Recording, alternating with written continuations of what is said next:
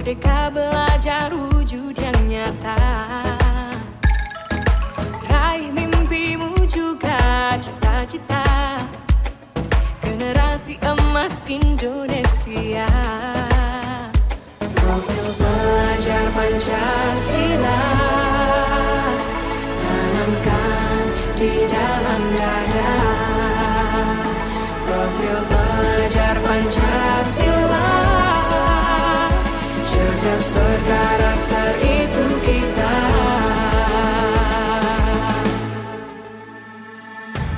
Beriman dan bertakwa pada Tuhan yang Maha Esa.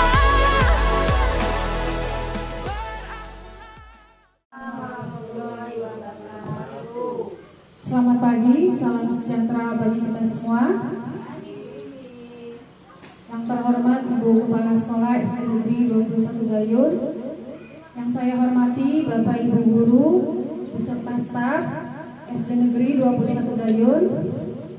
Terima kasih telah menyempatkan waktu untuk dapat duduk bersama di sini dalam kegiatan diseminasi budaya positif di SD Negeri 21 Gayun. Segala puji bagi Allah yang telah memberikan kita nikmat dan kesempatan sehingga kita dapat berkumpul di kantor kita ini dalam keadaan sehat walafiat. Shalawat beriring salam selalu kita aturkan kepada baginda Rasul dengan lafaz Allahumma sholli ala sayyidina Muhammad wa ala ali sayyidina Muhammad. Pada kesempatan ini izinkan saya Rumianti ingin menyampaikan diseminasi budaya positif di SD Negeri 21 Gayun dalam rangka program pendidikan guru penggerak calon guru penggerak angkatan 10 Kabupaten Siak. Sebelum acara kita mulai, marilah sama-sama kita buka acara ini dengan bacaan basmalah. Bismillahirrahmanirrahim. Bapak Ibu guru serta Ibu Kepala Sekolah yang terhormat, di sini saya akan menampilkan slide-slide tentang modul yang saya pelajari di pendidikan guru penggerak, yaitu budaya positif di modul 1.4.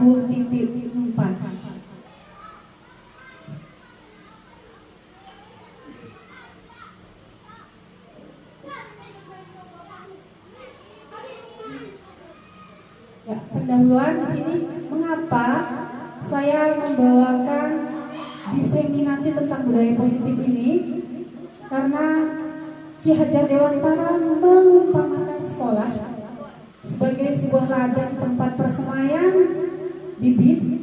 Agar bibit-bibit berkembang secara maksimal, maka petani dapat memperbaiki kondisi tanah, memelihara bibit, memberi pupuk dan air, membasmi ulat-ulat atau jamur-jamur yang mengganggu bibit tanaman lainnya.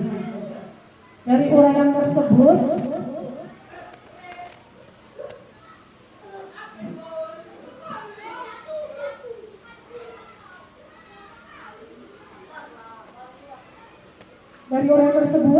kita dapat memahami bahwa sekolah diibaratkan tanah tempat bercocok tanam, sehingga guru harus mengusahakan sekolah jadi lingkungan yang menyenangkan, menjaga dan melindungi murid-murid dari hal-hal yang tidak baik. Dengan demikian, karakter murid tumbuh dengan baik sesuai dengan profil pelajar Pancasila. Selanjutnya, adapun tujuan saya, aksi nyata budaya positif ini bertujuan untuk menumbuhkan budaya positif di sekolah dengan meyakini nilai-nilai kebajikan universal dan menciptakan murid yang merdeka, memiliki kedisiplinan yang kuat dan sesuai dengan, kembali lagi, profil pelajar Pancasila. Ini adalah tujuan mengapa kegiatan ini kita laksanakan. Selanjutnya, lini masa yang saya lakukan untuk kegiatan ini yaitu bersama CGP lain kemarin dengan Pak Agus, mendiskusikannya dengan Ibu Kepala Sekolah tentang penanaman budaya positif serta minta izin untuk mendiseminasi sehingga terlaksanalah acara kita pada hari ini. Lalu berkolaborasi dan berkoordinasi dengan guru kelas yang lain untuk membuat keyakinan kelas masing-masing. Nah, selanjutnya nanti kita akan bersama-sama berkolaborasi bagaimana membuat keyakinan kelas di kelas kita masing-masing. Lalu tugas saya berikutnya, saya harus memantau dan merefleksi serta mengevaluasi keyakinan kelas yang sudah Bapak Ibu guru buat di kelas masing-masing. Jadi jangan segan-segan ya Bapak Ibu untuk berkoordinasi, kita sama-sama belajar. Lalu mengumpulkan rekan guru untuk melakukan diseminasi pemahaman budaya positif yang saat ini sedang kita lakukan. Selanjutnya, kalau ukur kegiatan ini adalah murid dapat melaksanakan keyakinan kelas yang telah disepakati dengan kesadaran diri dan penuh tanggung jawab serta terwujudnya kebiasaan-kebiasaan yang baik dalam diri murid sehingga tercermin karakter profil pelajar Pancasila. Saya yakin di sekolah kita sudah ada budaya-budaya positif yang sudah kita lakukan. Namun mungkin belum terencana atau terlaksana secara maksimal. Kedepannya kita akan melakukan rencana perbaikan, lalu mengevaluasi kesepakatan yang telah dibuat secara berkala, masih sesuai atau tidak dengan kondisi anak-anak kita atau kondisi masa saat ini. Nah, itu akan kita lakukan evaluasi ke depannya. Lalu menempatkan diri pada posisi kontrol manajer secara konsisten dan berkelanjutan. Menerapkan segitiga restitusi dan dalam penyelesaian masalah-masalah di sekolah, serta berkolaborasi dengan semua pihak demi terwujudnya budaya positif. Selanjutnya, harapan saya sebagai calon guru penggerak ingin menggerakkan sekolah kita bersama-sama. Saya berharap budaya positif dapat terwujud di lingkungan sekolah kita, di rumah peserta didik ataupun di rumah kita, serta di lingkungan masyarakat positif. Ada banyak ya Bapak Ibu. Yang pertama yaitu perubahan paradigma belajar, lalu budaya positif, kebutuhan dasar manusia, motivasi perilaku manusia, 5 posisi kontrol, keyakinan kelas, hukuman dan penghargaan, segitiga restitusi. Jadi banyak sekali pembelajaran yang saya dapatkan di modul ini yang ingin saya sampaikan juga kepada Bapak Ibu di sini. Selanjutnya kita masuk kepada poin yang pertama, pembelajaran dengan paradigma baru. Apa itu pembelajaran dengan paradigma baru? Ini dia Bapak Ibu. Pembelajaran dengan paradigma baru dirancang berdasarkan prinsip-prinsip terdiferensiasi sehingga murid belajar sesuai dengan kebutuhan tahap perkembangannya untuk mewujudkan profil pelajar Pancasila. Jadi kita akan merancang pembelajaran itu yang sesuai dengan kebutuhan murid, bukan apa yang kita mampu, tapi kebutuhan murid. Artinya kita harus mengetahui apa yang dibutuhkan oleh murid kita. Bagaimana kita mengetahui apa yang dibutuhkan oleh murid kita? Selanjutnya akan kita bahas. Disiplin positif dalam budaya kita, makna kata disiplin itu dimaknai dengan sesuatu yang seseorang lakukan berupa kepatuhan. Kita cenderung menghubungkan kata disiplin dengan ketidaknyamanan. Kalau ada kata disiplin berarti seperti sesuatu yang terjadi pelanggaran gitu ya Bapak Ibu ya. Padahal sebenarnya bukan seperti itu. Murid yang memiliki disiplin sehingga mereka bisa berperilaku dengan mengacu pada nilai-nilai kebajikan universal dan memiliki motivasi intrinsik bukan ekstrinsik. Bapak Ibu, kita meyakini adakah nilai-nilai kebajikan dalam diri kita atau dalam murid kita? Ada ya Bapak Ibu ya.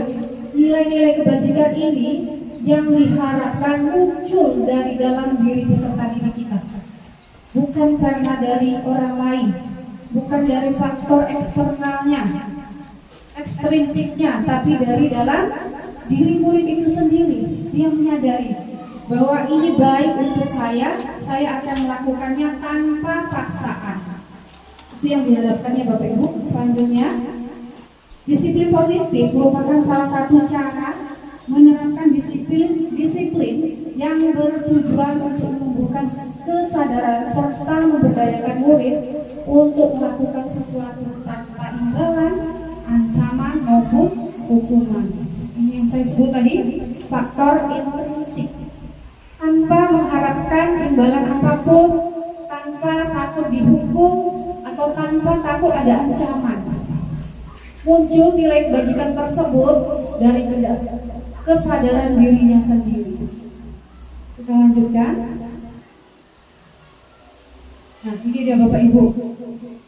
Untuk membudayakan disiplin positif, ada yang harus dipenuhi dulu Bapak Ibu. Apa itu? Kebutuhan dasar manusia. Apa saja kebutuhan dasarnya? Yang pertama, bertahan hidup.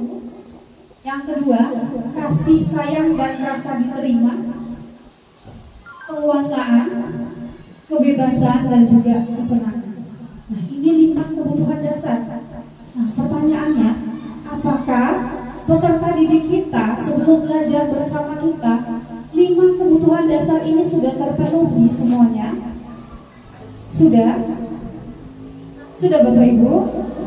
Apa kita yakin sebelum pembelajaran kita mulai, mereka itu sudah terpenuhi kebutuhan dasar yang 5 ini? Nah, ketika kebutuhan dasar ini ada salah satu yang tidak terpenuhi, itulah makanya timbul masalah. Terkadang ada peserta didik kita itu, murid kita, karena kebutuhan dasarnya tidak terpenuhi akan kasih sayang, dia mencari dengan cara yang salah. Bagaimana caranya? Mencari perhatian gurunya secara berlebihan mungkin, mencari perhatian temannya sehingga temannya merasa terganggu, atau dia datang ke sekolah dalam keadaan tidak senang, dia menolak untuk belajar. Seperti kemarin pengalaman Bu Eva sendiri, muridnya tidak mau menulis, tidak mau belajar. Apakah sudah diyakinkan oleh Bu Eva kebutuhan dasarnya terpenuhi secara menyeluruh? Saya yakin ada kebutuhan dasar dari murid Bu Eva tersebut yang tidak terpenuhi.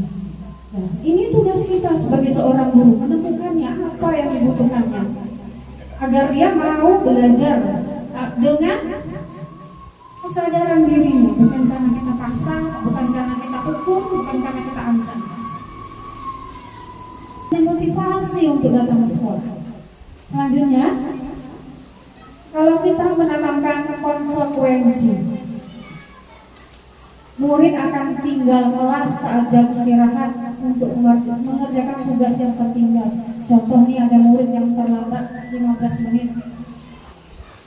Terlambat 15 menit boleh masuk ke kelas, tapi saat jam istirahat nanti dia tidak boleh istirahat, dia harus melanjutkan tugasnya selama 15 menit.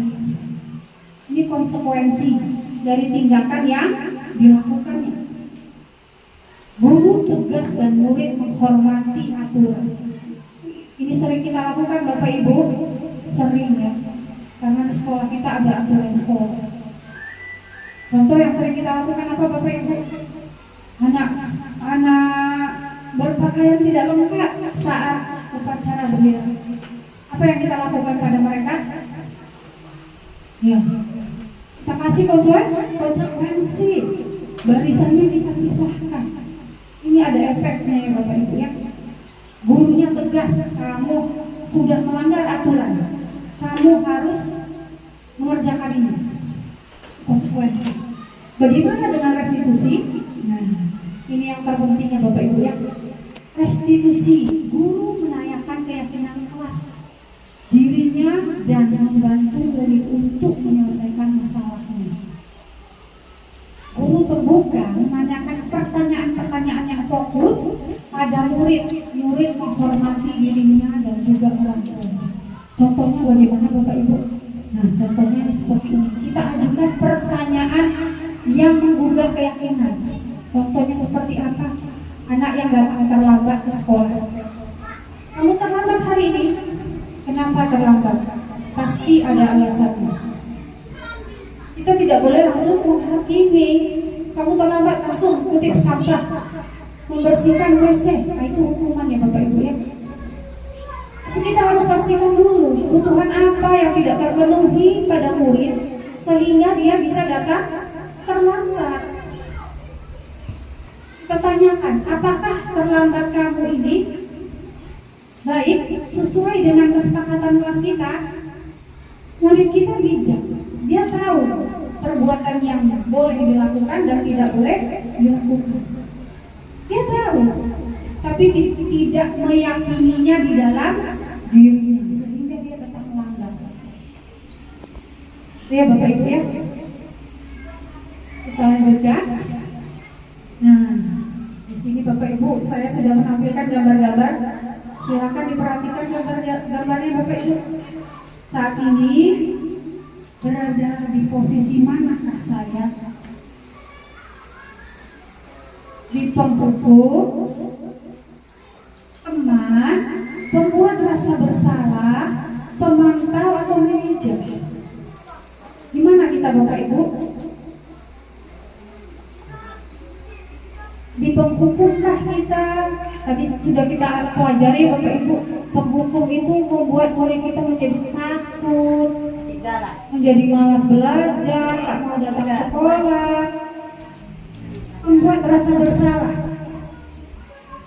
Contoh membuat rasa bersalah seperti apa? Kamu tolong diam dulu ya, nanti kalau kamu tidak diam, ibu dimarahi oleh kepala sekolah. Posisinya murid menjadi orang yang sangat bersalah. Polisi aja ketemu, pokoknya dulu ya. Teman. Contoh teman ini seperti apa? Kita dekat dengan murid kita dengan bahasa yang sesuai dengan bahasa mereka, lembut, hangat bahasanya. Aku contoh sebagai teman, lalu sebagai pemantau. Nah, pemantau ini ada konsekuensinya. Kamu terlambat, kamu tahu aturan, nah, laksanakan konsekuensi dari apa yang kamu langgar. Nah, ini pemantau, tegas dulu. Jadi dia bersifat kaku, sesuai aturan. Aturannya apa? Ikuti. Nah, itu sebagai pemantau. Bagaimana dengan manajer? Bapak itu bisa pakai itu Bu. Pemantau.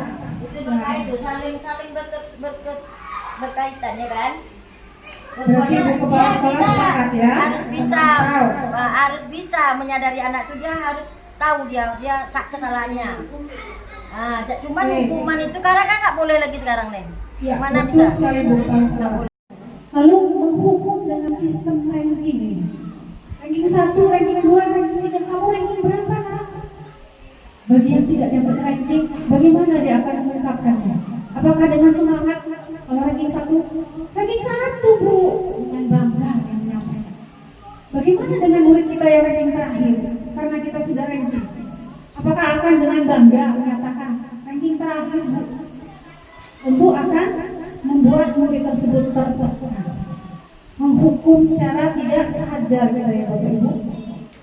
Lalu merampas hak menghargai dirinya. Karena setiap anak itu unik, unik itulah yang harus kita kembangkan ternyata Bapak Ibu. Kita lanjutkan.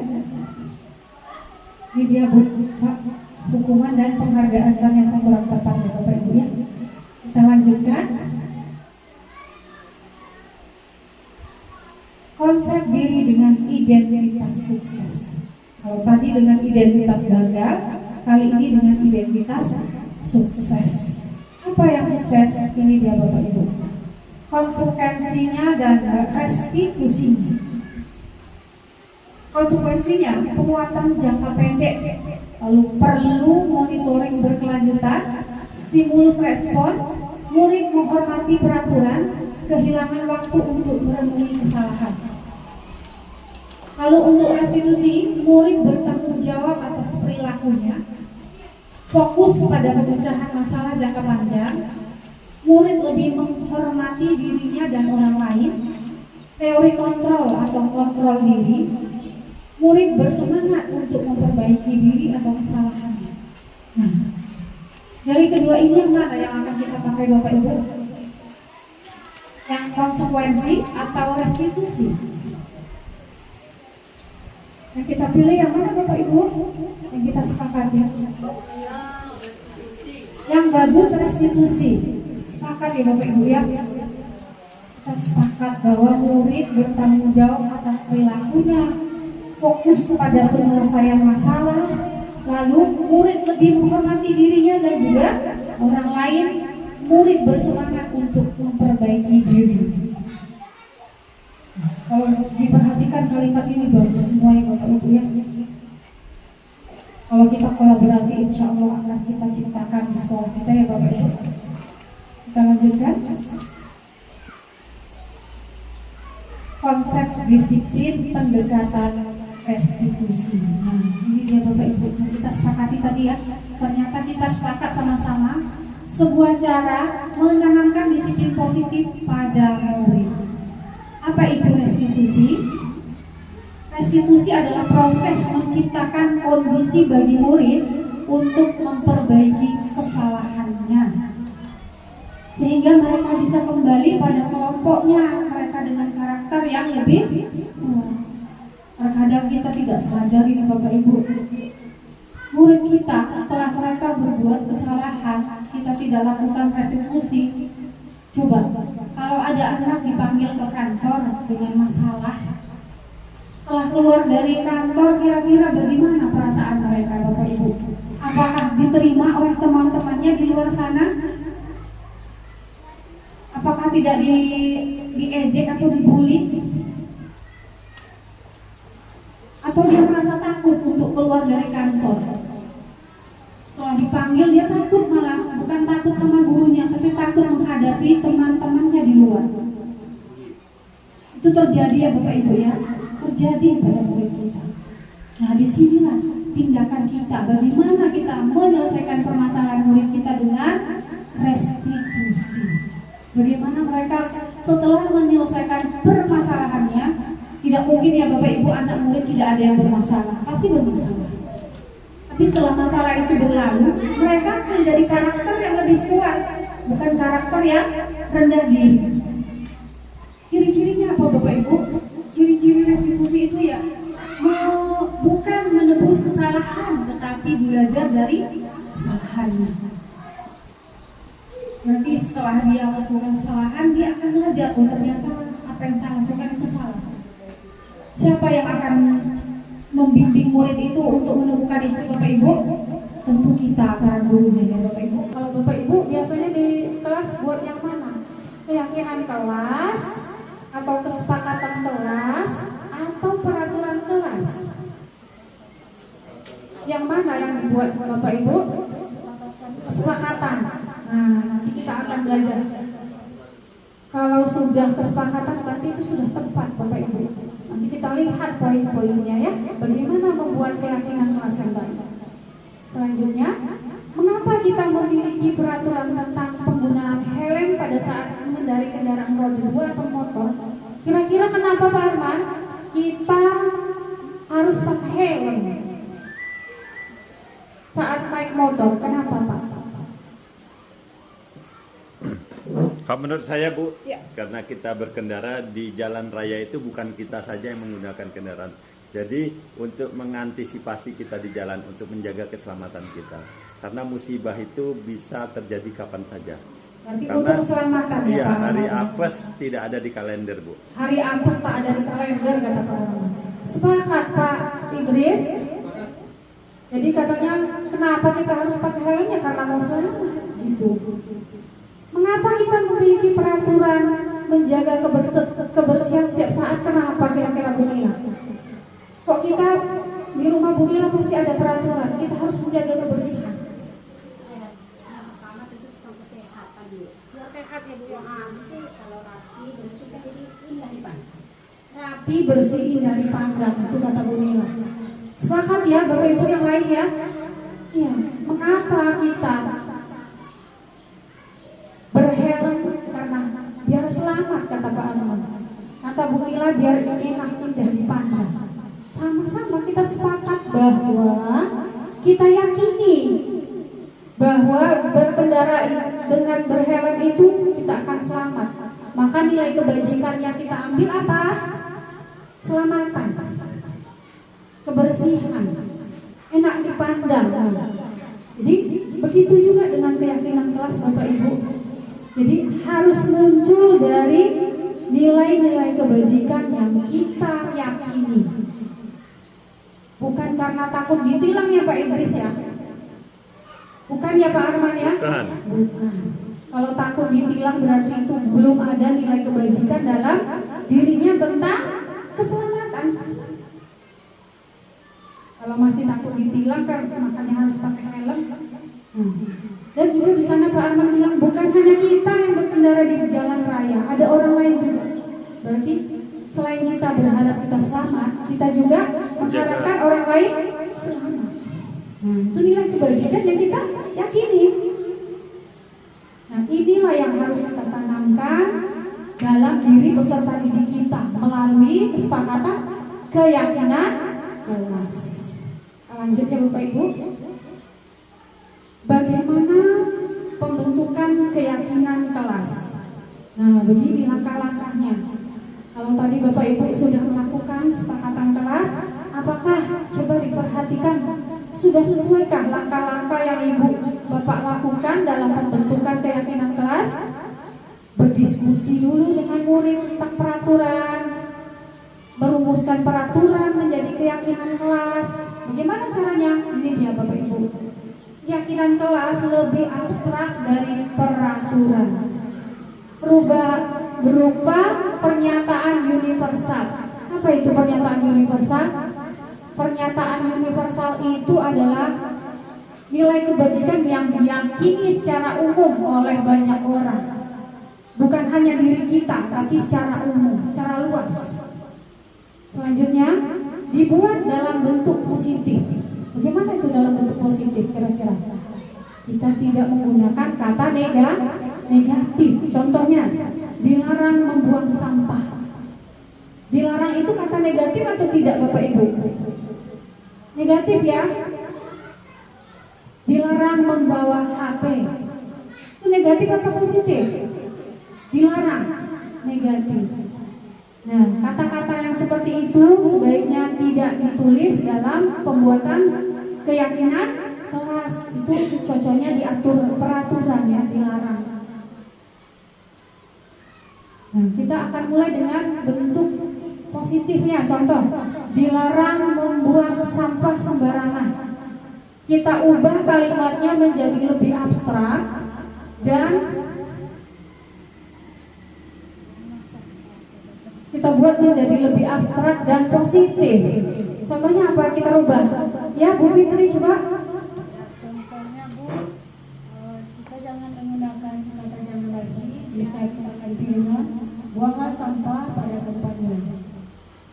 Iya betul sekali Bu Fitri ya. Kita ubah kalimat negatif menjadi positif. Dilarang membuang sampah kita buat jadi buanglah sampah pada tempatnya. Kata dilarang itu bermakna negatif pada peserta didik. Berarti dia harus ada nilai positifnya yang kita tanamkan. Negatifnya kita buang, ambil positifnya. Buanglah sampah pada tempatnya. Atau kalau dalam kesepakatan kelas cocoknya Ajakan.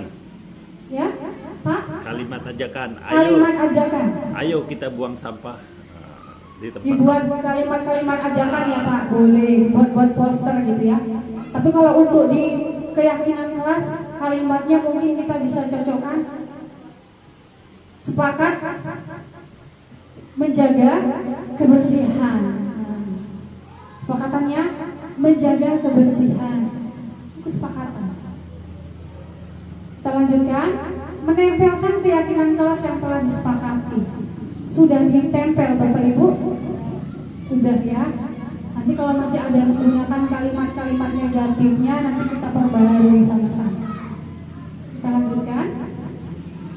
Nah, ini contoh keyakinan kelas yang saya buat di kelas kami, Bapak Ibu ya, sudah ditempel. Ini contohnya. Masuk kelas tepat waktu.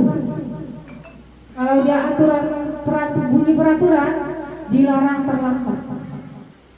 Nah, kita bunyikan menjadi positif. Masuk kelas tepat waktu. Apa ya, kecil sekali.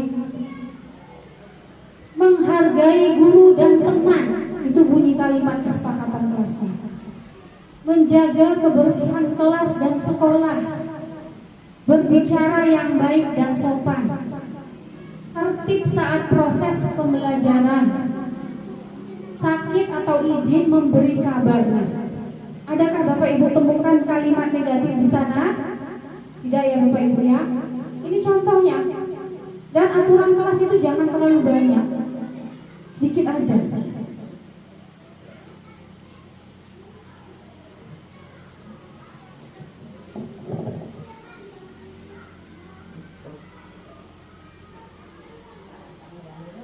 Itu di mobil.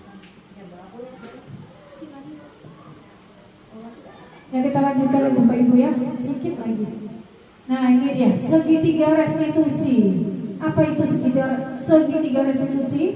Suatu proses dialog yang dijalankan guru atau orang tua agar dapat menghasilkan murid yang mandiri, percaya diri dan bertanggung jawab. Mengapa disebut sebagai segitiga restitusi? Karena ada 3 langkah dalam restitusinya ya Bapak Ibu ya. Kita lanjut. Nah, ini dia Bapak Ibu. Perhatikan slide-nya. Yang pertama yang bisa kita lakukan dalam menangani permasalahan siswa kita, yang pertama menstabilkan identitasnya, lalu memvalidasi tindakannya yang salah, menanyakan keyakinan. Menstabilkan identitasnya bagaimana? Contoh tadi kalimatnya, semua orang pernah berbuat salah. Lalu validasi tindakan yang salah. Apakah kamu yakin apa yang kamu lakukan itu benar atau salah? Kita validasi dulu. Kalau dia jawab salah, berarti dia sudah memiliki nilai kebajikan di dirinya. Lalu menanyakan keyakinannya. Nah, bagaimana ia menyelesaikan permasalahannya? Selanjutnya, nah ini dia Bapak Ibu, bagaimana menstabilkan identitas. Ini dia, ada 2 poin ya. Harus berdasarkan prinsip membuat kesalahan adalah bagian dari pembelajaran. Menggeser identitas gagal ke identitas sukses. Tadi kita sudah belajar apa itu identitas gagal, apa itu identitas sukses. Selanjutnya, nah ini dia validasi tindakan yang salah. Ada 3 poin yang kita bisa lakukan. Berdasarkan prinsip setiap perilaku berupaya memenuhi suatu kebutuhan tertentu. Itu tadi kebutuhan dasarnya. Ada 5 ya Bapak Ibu ya. Selanjutnya, guru akan bergeser dari pemikiran stimulus respon menjadi lebih proaktif. Mengenali dan mengakui kebutuhan murid akan memperbaiki hubungan dengan murid. Itu 3 tindakan yang bisa dilakukan dalam validasi tindakan yang salah. Selanjutnya, menanyakan keyakinan. Ada 2 poin yang bisa kita lakukan. Murid akan diberi pertanyaan-pertanyaan yang bermakna untuk memunculkan motivasi secara intrinsik. Kita bertanya pada murid, dia akan menjawab pertanyaan kita. Mengapa dia bisa jawab pertanyaan kita? Karena dari dalam dirinya sendiri mampu dia menjawabnya. Lalu mampu mengaitkan keyakinannya dengan tindakannya yang salah. Apa yang saya lakukan ini ternyata tidak benar, karena saya meyakini nilai kebajikan saya yang ini. Jadi saya akan memperbaikinya dengan cara yang ini. Itu yang akan muncul ya Bapak Ibu ya, dengan menanyakan keyakinan. Kita lanjutkan. Simpulan. Kita dapat simpulkan apa yang kita pelajari pada hari ini. Dalam penerapan program disiplin positif, hendaknya guru memiliki standar kepribadian, profesional dan sosial yang baik, di mana guru mampu berefleksi pada posisi kontrol saat ini. Bagaimana perjalanan dirinya sebagai seorang amah, sebagai posisi manajer yang menuntun murid-murid menjadi insan yang mandiri, merdeka, dan bertanggung jawab. Ini standar nasional pendidikan kita ya Bapak Ibu ya. Jadi saat ini kita refleksi diri kita, apakah kita sudah sesuai dengan standar pendidikan nasional Bapak Ibu? Negara mengharapkan kita menjadi manajer. Walaupun kita belum sampai pada posisi itu, kita belajar pelan-pelan ya.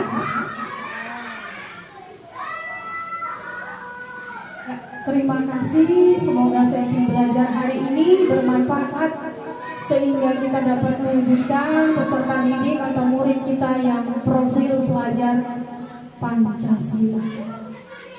Satu kalimat yang sangat penting Bapak Ibu, guru bergerak, Indonesia maju. Siapa guru? Kita. Siapa guru? Kita. Angkat ya Bapak Ibu ya. Terima kasih sudah menyempatkan dirinya, waktunya untuk berbagi ilmu dengan saya. Semoga apa yang kita dapat hari ini bermanfaat, apa yang kita lakukan hari ini bermanfaat. Terima kasih kepada Ibu Kepala Sekolah yang telah memberi kesempatan pada saya untuk designasi budaya positif pada hari ini. Semoga bermanfaat. Saya akhiri, wabillahi taufik wal hidayah. Assalamualaikum warahmatullahi wabarakatuh. Waalaikumsalam warahmatullahi wabarakatuh. Jurnal kritis dari 6 karakter yang harus kamu miliki karena kamu adalah profil pelajar Pancasila. Pagi ini Ibu ingin menyampaikan satu. Berakhlak mulia. Kaitannya apa Bu dengan filosofi botol yang sudah Ibu sampaikan? Nah, di sekolah kita akan dibuat kebiasaan baru, budaya positif 7S. Apa itu 7S? Sudah dimulai. Kamu pagi-pagi datang dari rumah, ada yang cemberut, lalu disambut oleh Bapak dan Ibu guru di depan pagar. Ada disambut? Senyum gak ada Bapak Ibu gurunya di depan pagar tuh menyambut kamu? Senyum. Sudahkah kamu balas senyuman manis Bapak dan Ibu guru itu? Ada yang sudah, ada yang belum. Nanti ke depannya dibalas ya senyumannya ya. Senyum juga kamu. Nah, setelah kamu disenyumin, lalu apa kata Bapak Ibu guru? Ada disapa? Ada assalamualaikum anak Ibu. Selamat pagi. Ada Ibu Bapak gurunya melakukan itu pagi-pagi? Ada. Dibalas tidak? Dibalas. Kalau besok jangan cuma dibalas ya anak Ibu, tapi kamu juga harus lebih dulu menyapa. Lalu setelah disapa ada tidak? Disalam Bapak Ibu gurunya? Ada. Cara menyalamnya seperti apa? Sopan atau tidak menyalamnya? Sopan. Semangat tidak? Semangat. Ikhlas atau enggak waktu menyalam Bapak Ibu guru itu? Mudah-mudahan semua anak Ibu ikhlas. Jadi kegiatan pagi yang sudah kita mulai itu namanya 7S. 7S itu budaya positif yang harus kita kembangkan di lingkungan sekolah kita. Yang pertama apa? Salam, senyum, sapa, salam, apa lagi? Sopan, santun, semangat, dan sepenuh hati. Ada berapa? 7. Dengan memulai budaya positif tersebut, ini akan menjadi karakter anak-anak Ibu semuanya, menjadi profil pelajar Pancasila yang bernilai. Nilainya apa? Berakhlak mulia. Ya, kita ambil satu poin yang pertama. Berakhlak mulia. Jadi bukan cuma pada Bapak dan Ibu guru saja bersalamannya, tapi dengan tamu yang datang juga harus bersalaman dengan sopan, dengan senyum, dengan ramah. Sepakat anak ibu semuanya? Sepakat? Yuk sebelum ibu akhiri 7S tadi apa yuk? Yang pertama senyum, sapa, salam, sopan, santun, semangat, sepenuh hati. Dimengerti anak ibu? Dengan penanaman karakter ini, ibu berharap, bapak guru juga berharap di sini anak-anak ibu berakhlak mulia. Demikian yang dapat ibu sampaikan. Lebih dan kurang ibu guru mohon maaf. Wabillahi taufiq wal hidayah. Wassalamualaikum warahmatullahi wabarakatuh. Kamu datang terlambat hari ini, Abdul. Saya bangunnya kesiangan, Bu. Mengapa kamu bisa bangun kesiangan? Pasti ada alasannya. Kenapa tuh? Coba. Karena saya tidur terlalu larut malam. Saya asik bermain game bersama teman-teman. Oh, bermain game itu memang menyenangkan ya? Menyenangkan tidak, Abdul? Menyenangkan, Bu. Ya, tapi coba kamu perhatikan. Karena bermain game, kamu bisa lupa waktu.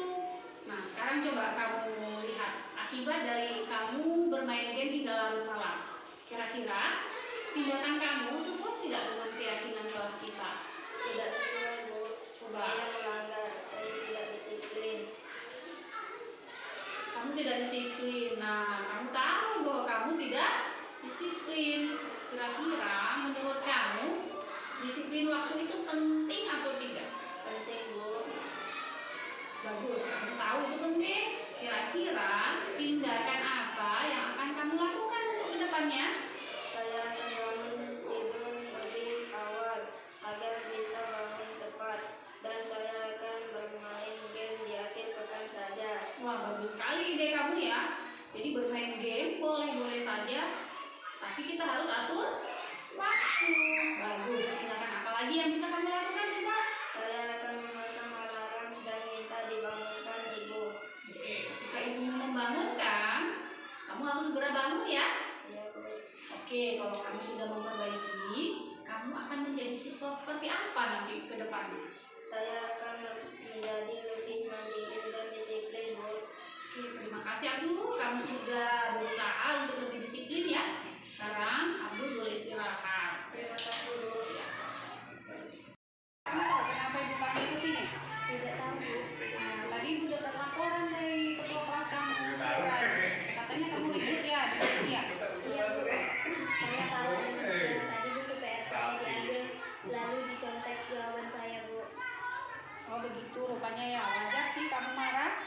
Kalau ibu ada di posisi kamu juga akan melakukan hal yang sama.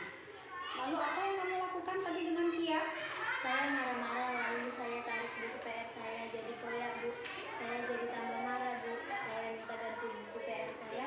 Dia nggak mau. Tanpa sadar saya dorong dia, Bu, lalu dia menangis. Oh begitu. Kamu pasti punya alasan. Kenapa coba? Iya, Bu, masa buku saya diambil dan dicopet? Masa saya diam saja, padahal saya sudah capek mengerjakannya, Bu. Wajar sih kamu berbuat seperti itu. Kamu marah, kamu tidak rela hasil pekerjaan kamu dicontek. Tindakan kamu tadi, ibu apresiasi karena tidak berbuat lebih buruk lagi dari itu ya. Contohnya seperti kamu memukul teman. Ada tidak kamu pukul teman kamu tadi? Tidak, Bu. Ya, ibu apresiasi itu ya.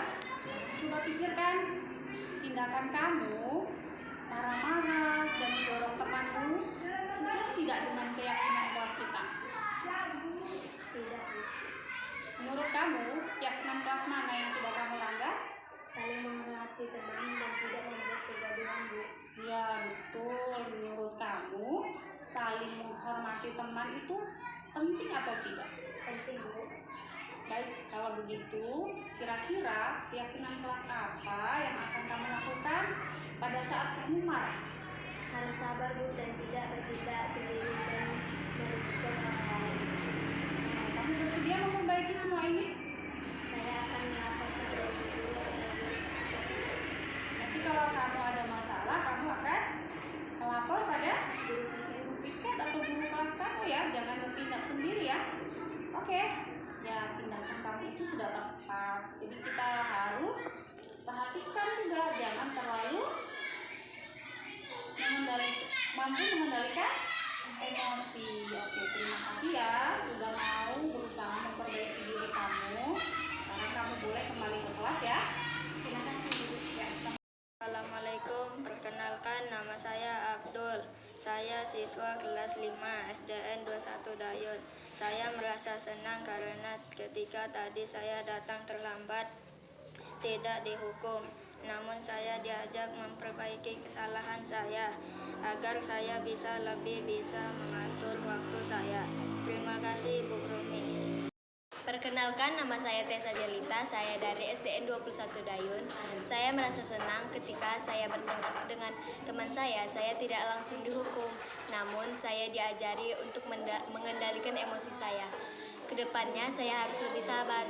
Terima kasih Bu Rumi. Assalamualaikum warahmatullahi wabarakatuh. Saya Nilawati, SPD. Diseminisasi disiplin positif yang dilakukan Bu Rumianti, saya merasa sangat senang karena di situ saya bisa terlibat dalam kegiatan tersebut dan di situ saya mendapat wawasan baru bagaimana menerapkan disiplin positif di kelas saya, bagaimana cara membuat keyakinan kelas yang baik dan posisi kontrol terbaik sebagai seorang guru. Terima kasih Bu Rumi. Tetap semangat, terus berjuang, dan selalu berbagi bersama kami. Assalamualaikum. Saya akhiri. Wassalamualaikum warahmatullahi wabarakatuh.